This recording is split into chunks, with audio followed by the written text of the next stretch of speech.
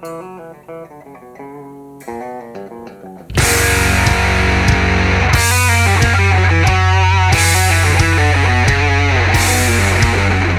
up guys, it's Van Caseman from Canadian Ophidiophile coming to you on YouTube.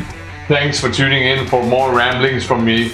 If this is your first time joining in, welcome aboard. If you've been following me for the last few weeks, thank you so much for your support. It means a lot to me, man. So last week we did the other half of a sexing snakes video that we were doing, focusing on the more hands-on techniques like popping, probing, and speed bumping.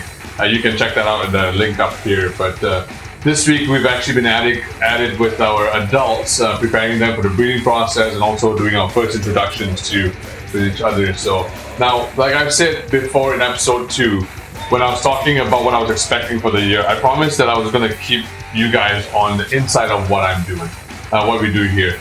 I'm not opposed to sharing that because I think we can all learn from each other as a collective mind.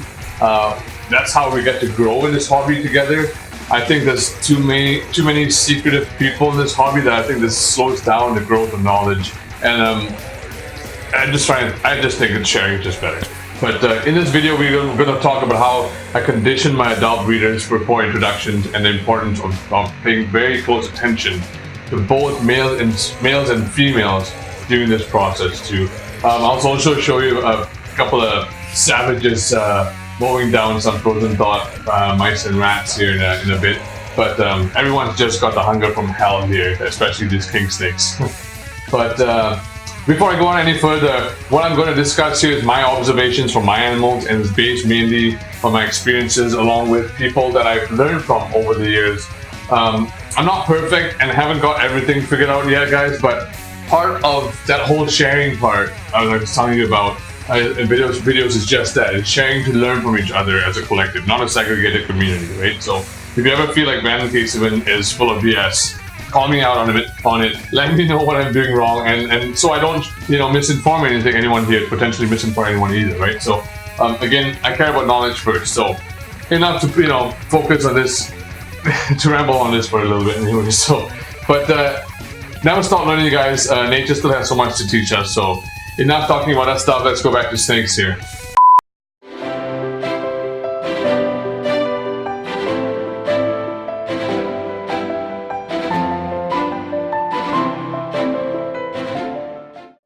So, sorry about that awkward pause. So what I mean when I'm talking about conditioning my animals, I'm talking about the look of the animal, the body tone, the scale hydration, if the snake is generally in good health and all. I'm also talking about conditioning them with increased food supply as a means or method of conditioning them or cycling them for breeding, right? I'm almost always in the wild with Mother Nature. If there's an increased food supply, it's always a higher number. It seems like there's always a higher number of offspring being born by the same number of sexually mature animals in the same area. So, and sometimes it also dependent on a specific prey item. For example, say increased rainfalls in Africa result in higher number of amphibians being spawning and out there, higher amphibian numbers, and a predatory snake or lizard or whatever reptile. Increased food supply, boom, more babies, or chance for more caloric intake to produce more offspring, right? So basically that's where I was going with that, you know what I mean? So like something that's a simple factor like that, it's a good old food chain, guys, right? Okay, so what I do is basically I try to do the same thing. I increase the frequency of feeding, right? This is where it takes a little bit to figure out your animal though, and what exactly to feed it and how often, because depending on the species and the metabolism, I try to go down to about half-size prey items. Roughly though, I'm not out there weighing every single mouse or rat out here, but then I feed a couple of days earlier than usual. So example, I feed a female, an adult mouse every week.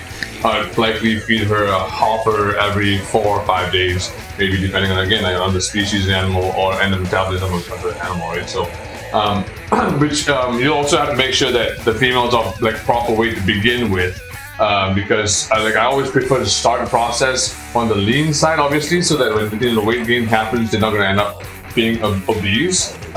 Usually end up starting on the lean side anyways with females if you've actually been brewmating them or cycling them by any form of limiting food or cooling period or a dry period or whatever it is, food is lower. That usually ends up in a leading process also, so that usually sets your female up pretty good on that too. It also depends on specific species. Sometimes you can get to exactly what the triggers are. Sometimes it's actually the other way around. I don't know. If there's a species like that, please let me know, you guys.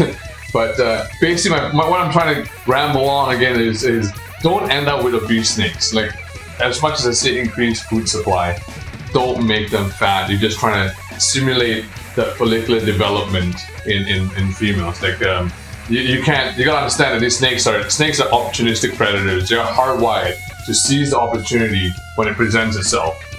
Every time it presents itself. So it's easy to overfeed a lot of species out there, especially Florida kings, the ones I work with in particular. So, like I said earlier, pay close attention to your animals.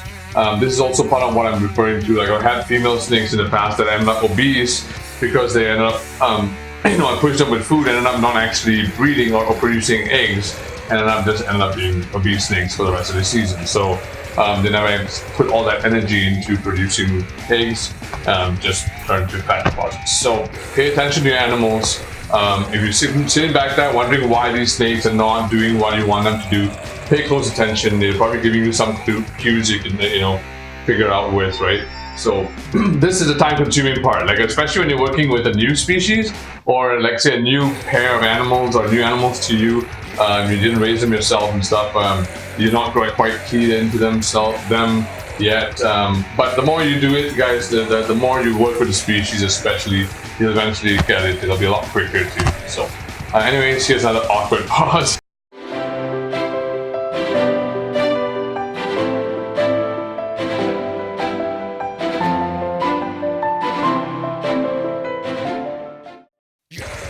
Welcome back. So, now for the males, since they're not involved in the egg production process, their caloric output stays pretty consistent throughout the year, except maybe during any period of cooling or fasting. They usually have a peak activity period during the mating season, but that's to be expected, right? Like, that being said, most males aren't carrying much of an appetite during those months anyways. So, in my experience, those animals tend to be able to regulate their body weight a lot better, staying lean throughout the active months in the summer, as opposed to males that keep feeding during the mating cycle that can get overweight really fast by using the previously mentioned method of cycling with food, right? Increasing food supply. So, in short, guys, males don't require it because their caloric needs stay the same. What I will keep an eye out for is overweight males. There's always exceptions to the rule, but usually overweight males don't make good breeders.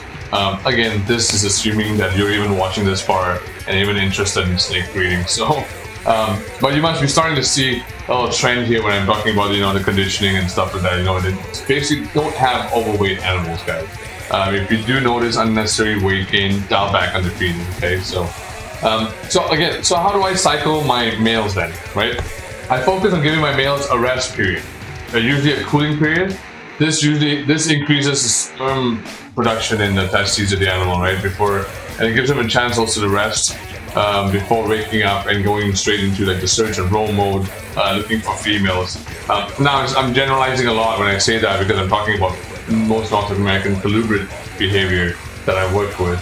There's just so many other species out there and so much other things behaviorally we get to learn from them that it's always exceptions to the rule with Mother Nature at this point. So now going back to cycling males. At this point, we've already done all that with our guys already. They've already come out now. It's already been done. They've been cool as per what most North American colubrids would be cool at. Things would vary slightly with different species, especially in different parts of the world. My experience has mainly been North American colubrids, and that's where my focus really will be in this video too when I'm talking about stuff like this too. So by all means, please do share other methods for other regions of the world also with me. Because again, like I said, it's all about the learning, and I do keep and breed species from some species from other parts of the world also, but I'm not as confident on them to share the info with you guys and get into specifics. So also I think I'm going to keep the specifics of the cooling process and stuff probably in another video at some other point, most likely. Or you can also go research it online because Google is your friend, right? So because it does vary slightly between different ecological niches, even if you're talking about even just North American colubrids. So anyways, that's about the gist of what the focus has been around here lately. So especially last week, getting feed schedules reconfigured and all that fun stuff. So here's a couple of hungry mouse, because who doesn't love watching feeding videos?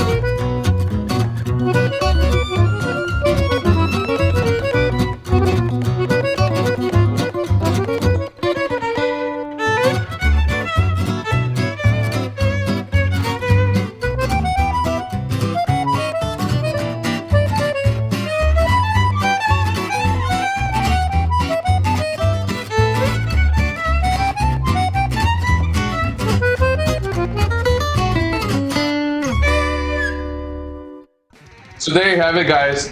Without talking your head off too much here, I'm going to end this right now. There's more to come next week. If you guys enjoyed this video, please do hit that subscribe button so you don't miss out any more of Brandon's ramblings. If you enjoyed the music today, by the way, go show my old buddies in KYOKTYS some love. Straight up brutal death metal from Calgary. Go bug them, ask them why there still isn't an album out yet. Why keep us waiting? As always, you guys, support your scene, support your arts, support your passion, and thank you guys so much for joining in our journey and watching this video. Loads more to come. Big love. This has been Brandon Caseman from Canadian Ophidiophile.